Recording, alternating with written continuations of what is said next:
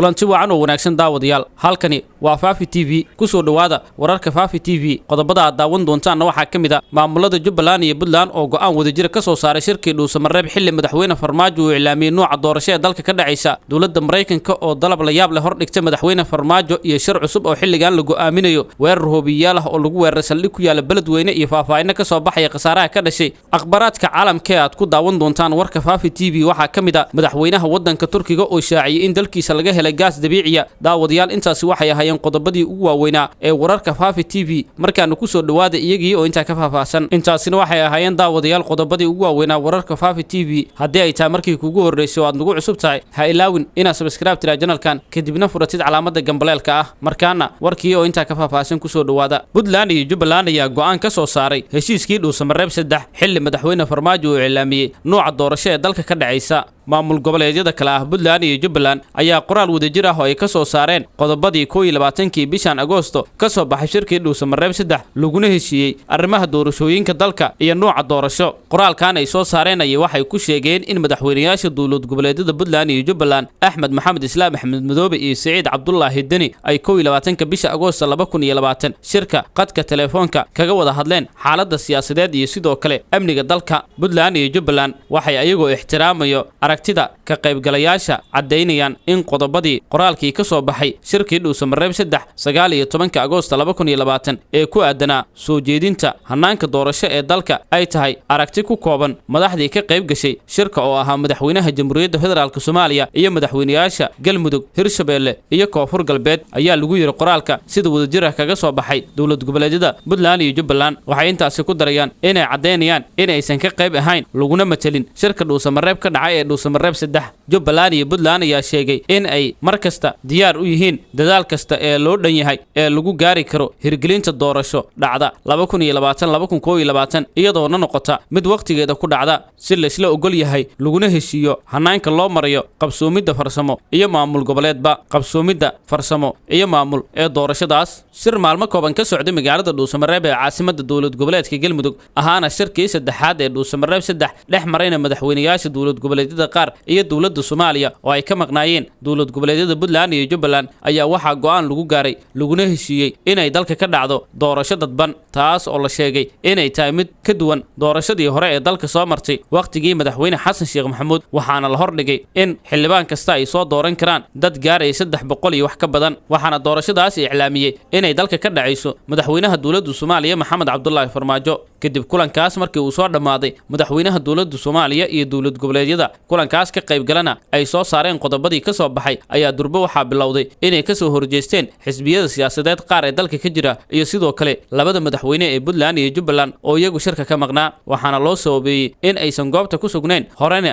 ay xurguf siyaasadeed u dhextaalay madaxweynaha dawladda Soomaaliya iyo maamul goboleedyada Puntland iyo Jubbaland ilaa iyo haddana ma muuqato wadadii lagu xalin lahaa dawlad goboleedyada Puntland iyo Jubbaland maadaama madaxweynaha dawladda Soomaaliya uu iska dhiga tiray baaqidoodii ahaa in doorashadaas ay noqoto mid loo dhan yahay sidoo kalena kulankaas uu noqdo mid ay qayb ka yihiin balse madaxweynaha dawladda Soomaaliya go'aan uu isaga horboodayo ayaa lagu gooyay magaalada dhuusamareeb ee caasimadda Galmudug go'aankaas oo ahaa in doorasho dadban ay dalka ka dhacayso maadaama tii hore ee isku hayay ay ahayd in doorasho qof iyo cod ah dalka aysan ka dhici karin madaxweynaha dawladda Soomaaliya Maxamed Cabdullaahi Farmaajo ayaa xilligan waxa uu dalka ka wada olole uu ku doonayay in uu mar kale dib ugu soo laabto kursiga waxaana xilligan aanan muuqan tallaabo kale oo ay qaadayaan xisbiyada siyaasadeed ee dalka ka jirto marka laga reebay in ay ka soo horjeedaan ka qaybgalka doorashada uu horkacayo madaxweyne Maxamed Cabdullaahi Farmaajo taas oo ah doorasho isagu uu doonayo inuu mar kale kursiga ku soo laabto waxaana soo badanaya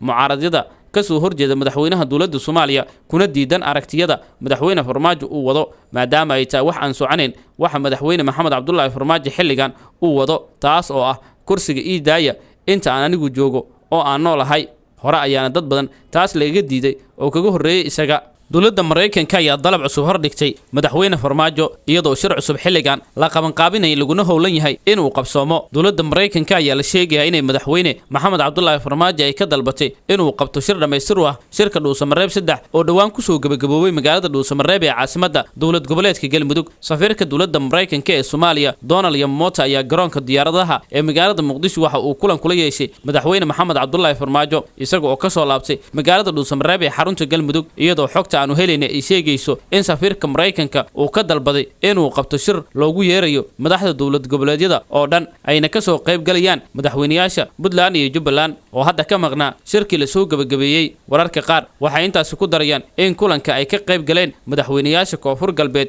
iyo Hirshabeelle Cabdicasiis Xasan Maxamed Laftagareen iyo Dr. Maxamed Cabdi Waare, isla markaana Mareykanku uu doonayo in kulan kale oo lagu dhameystirayo la qabto si heshiiskii doorashada ee lagu saxiixay magaalada Dhuusamareeb uu noqdo mid loo dhan yahay. lama oga in madaxweyne Farmaajo uu aqbali doono dalabka kaga yimid safiirka Mareykanka ee Soomaaliya, laakiin waxa soo baxay warar sheegaya in uu qaatay dalabkii safiirka Mareykanka ee Soomaaliya Donald Yamota, laakiin waxa ku dhamaanaya xilliga uu soo magacaabay ra'iisul wasaare cusub oo 3 maalmood ay uga harsan tahay. dalabka kaga yimid dowladda Mareykanka Maxamed Cabdullaahi Farmaajo madaxweynaha dowladda Soomaaliya ayaa waxa uu noqonayaa mid kale oo culays ku noqdo maadaama xilligan uu ka soo dhamaaday shirkii Dhuusamareeb 3 oo ay ka maqnaayeen madaxweynayaasha dowlad goboleedyada Puntland iyo Jubbaland. lamana oga sida uu ku qancin karo kuna keeni karo caasimadda dalka ee Muqdisho maadaama ay iska diideen inay ka qayb galaan shirkii dhawaan ka dhacay magaalada Dhuusamareeb ee caasimadda dowlad goboleedka Galmudug, iyagoo sheegayay in waxyaabo badan oo ka baxsan dastuurka dalka uu ku kacay madaxweyne Maxamed Cabdullaahi Farmaajo, taasi beddelkeedana aysan doonayn inay ka qayb galaan. waxaana eed ugu weyn ee Farmaajo loo haystay ahayd in uu ka baxay qodobadii lagu heshiiyey shirkii Dhuusamareeb 2, iyagoo sheegay in qodobadaas gebi ahaanba ay meesha ka baxeen. madaxweynaha dowladda Soomaaliyana uu mas'uul ka yahay xukuumaddii dardargelin lahayd doorashooyinka dalkana ay meesha ka baxday, madaxweynahana uu ka dambeeyay in ra'iisul wasaare Xasan Cali Kheyre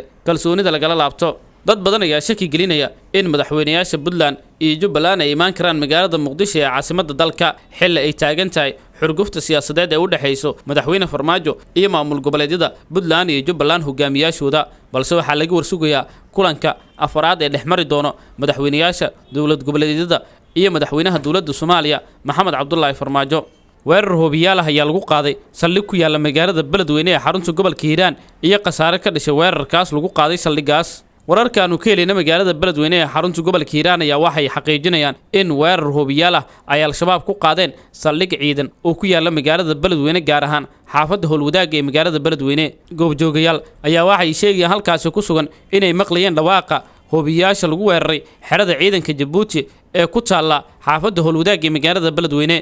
lama oga khasaaraha dhabta ee ka dhashay weerarkaas hoobiyaasha oo al-shabaab ay ku qaadeen saldhigaas, waxaana dadka Beledweyne ay sheegeen inay hoobiyaashu ahaayeen kuwa socday muddo daqiiqada ah. wararkaanu helayna ayaa waxay intaas ku darayaan in ciidanka AMISOM dhankooda ay ku jawaabeen tiro hoobiyaal ah kuwaas oo la sheegay inaysan geysan wax khasaare ah, waxaana xigay howlgal ay sameeyeen ciidanka Jabuuti ee qaybta ka ah howlgalka AMISOM. wararkii ugu dambeeyay aanu ka helayna magaalada Beledweyne ee xarunta gobolka Hiiraan ayaa waxay sheegayaan in magaaladaas iyo duleedkeedaba ay ka socdaan howlgallo ballaaran oo ay wadaan ciidanka dowladda iyo kuwa AMISOM ee qaybta ka ah howlgalka nabad ilaalinta, iyagoo baadigoobaya dadkii ka dambeeyay weerarkii hoobiyaasha ahaa ee lagu qaaday saldhigga ciidanka Jabuuti ee ku yaala magaalada Beledweyne ee xarunta gobolka Hiiraan. dhawaanahanba gobolka Hiiraan waxa ku soo badanayay weerarada ay geysanayaan al-shabaab, waxaana weerar isxigxiga lagu qaaday saldhigga ciidanka dowladda iyo kuwa Itoobiya ay ku leeyihiin deegaanka halgan oo ka tirsan gobolka Hiiraan, iyadoo dhammaan weeraradaas ay fuliyeen xubno ka tirsan al-shabaab. ciidanka dowladda Soomaaliya ee ku sugan gobolka Hiiraan ayaa waxa ay sheegaan inay badi weerarada kaga yimaada al-shabaab ay iska difaacaan,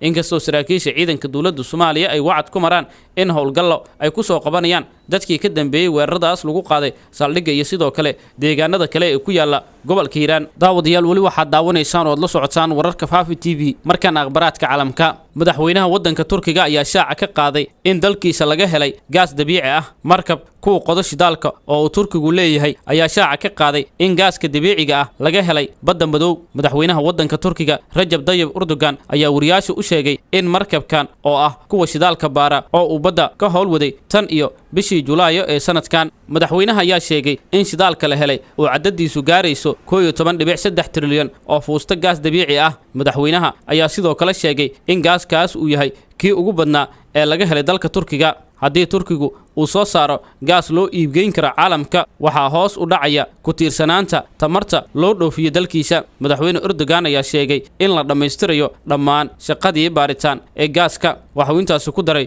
in qaybtani ay tahay il dhaqaale oo weyn oo u soo korortay waddanka Turkiga. waxa kale uu sheegay in haddii alla uu yiraahdo uu soo socon doono ila kale oo dhaqaale oo uu helo waddanka Turkiga, ma joojin doono ilaa aanu noqono dal tamarta uu soo saaro caalamka uu ku tashado. madaxweyne Erdogan ayaa sheegay in uu rajaynayo in dalkiisa uu soo saaro gaas sanadka 2023 hase yeeshee khubarada dhanka tamarta ayaa sheegay in uu soo saarista gaaskaasi dabiiciga ah Turkiga ku qaadan karo ilaa iyo muddo 10 sano ah. guud ahaan daawadayaal waxaa intaasi ku dhan warkii oo aad kala socoteen Fafi TV waad ku maasantiin la socodka iyo daawashada warkeena.